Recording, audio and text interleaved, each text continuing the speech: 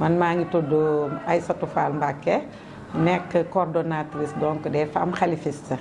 bu mën nañu wax ne des femmes de Taxawu Sénégal aujourd'hui parce que dañuy bañ léegi le mot khalifiste donc on dit des femmes de Taxawu Sénégal. waaw parce que xam ngeen ne dafa am xew-xew c'est 2024 te bu ñu nee 2024 dañuy wax xalifa te ñun en tant que femme mosuñoo des ginnaaw par rapport ak xalifa. Aujourd'hui xam nañ ne lenn moo mën a ne dans ce pays là pour pays bi am paix sociale pays bi am jàmm mooy ñu am un bon président et le meilleur profil nous savons que c'est Khalifa Sall. moo tax tey en tant que femme comme niñ ko daan defee rek lu mos a xew ñun ñooy doon locomotive yi moo tax tey ñu ne dañuy ñëw fii suñu siège inauguré fi li ñuy wax la permanence des femmes Taxawu Sénégal. ñun nag au niveau de Dakar comme niñ ko daan defee toujours rek dañuy nekk les locomotives moo tax tey Dakar ñu woo femme Dakar femme département Dakar mais femme département Pikine femme département Guédiawaye femme département Kër Massar femme département aussi de Rufisque. tey ñun ñoo fi daje pour def loolu ñu tuddee lancement boo xam ne pour suñuy activité ñu redynamiser ko comment tey dañuy waxtaan ak jigéen ñi pour que buñ fi jógee au-delà de l'inauguration de cette permanence ñu wàcc sur le terrain parce que bu ñu nee dañuy fal président du wax rek moo koy fal mais liggéey moo koy fal liggéeyu terrain liggéeyu base tey nag loolu moo tax ñu daje fi waxtaan fi ubbi suñu permanence ci suñu kër gi nga xam ne bëgg nañ quotidiennement ñu fiy nekk désigné nañu ay femmes yoo xam ne ñu mat ay permanente lañ ku mel ni Ngone Mbeng ku mel ni kii Mbayang Cissé ku mel ni Maam Soxna Gaye am ñeneen ak ñeneen pour que tous les jours ñoom ñu ngi toog fii représenté fi Khalifa représenté fi non seulement les femmes de Dakar mais les femmes du Sénégal. Ça va nous permettre aussi ñu lancer un appel aux autres femmes des autres départements pour que ñun ñii lii ñu def ñoom tamit ñu def ko au niveau de leur département ba nga xam ne le président Khalifa Sall bu ñëwee di def tournée nationale am dafay yomb loolu moo tax tey ñu woote ci cet après-midi là pour def li ñuy wax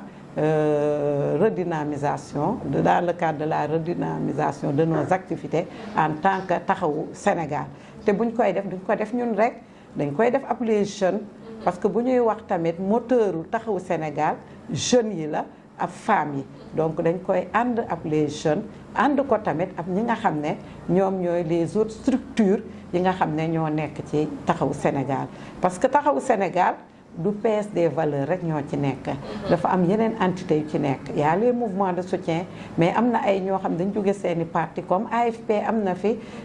comme LD am na fi même PDS am na ñu fa jóge ñëw ci femme Taxawu Sénégal am na ñu jóge jëf jël am na ñu jóge feneen pour vous dire que ñun suñu plateforme lépp a ngi ci xam nga lan moo ñu boole suñu leader mooy Khalifa Sall ñu gëm vision moo tax tey ñu tuddee ñu woon les femmes khalifistes tey nag ñu ne les femmes de Taxawu Sénégal parce que ñëpp lañ ci boole. toujours comme ni ñu koy waxee bala ngay wàcc ci terrain ànd ak sa leader da ngay préparer terrain bi tey nag dañuy waxtaan ci loolu pour que ku dee sa département waxuma rek région de Dakar mais dañuy lancer appel à tous les départements jigéen ña fa ne jeunes ya fa ne am ña fa nekk ñu commencer préparer wàcc ci terrain boobu ci Khalifa Sall ndax Khalifa du n'importe qui comme ni ma ko waxee tout à l'heure c'est le meilleur candidat qui a le meilleur profil. Quelqu'un qui connaît l'état du Sénégal parce que il est l'état fu ne jaar na fa boo amee njiit bu mel noonu bés buy wàcc ci terrain bi nag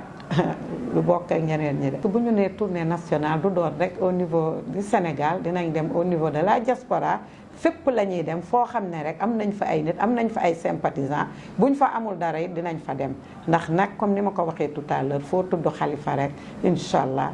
fu mu mënti doon ci Sénégal. wala ci monde bi dinañ fa am ñoo xam ne ay sympathisants lañ te am nañ yaakaar torop ci moom.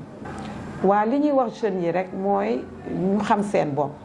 parce que am na ñu naan seen leader dafay teey ba mu ëpp mais teey googu moo jëkk Sénégal parce que ñun du ñu jël réew moo xam ne réew mi dafay yàqu réew moo xam ne day am trouble te ñun xam nañ ne avec Khalifa Sall incha allah bu nekkee njiitum Sénégal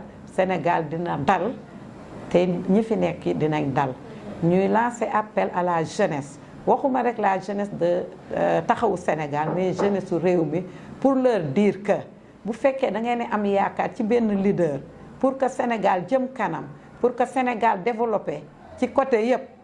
gëm leen benn nit muy le président Khalifa Sall. nii liy xeeñ neex na parce que bu ñu nee les jeunes wax les enseignants wax les femmes te ñeneen ñaa ngi ñëw ça veut dire que wax dëgg yàlla notre plateforme du dëgër la te am nañ ci yaakaar te sénégalais yi bientôt dinañu gis sur le terrain incha allah. xanaa di leen gërëm di leen sant à travers seen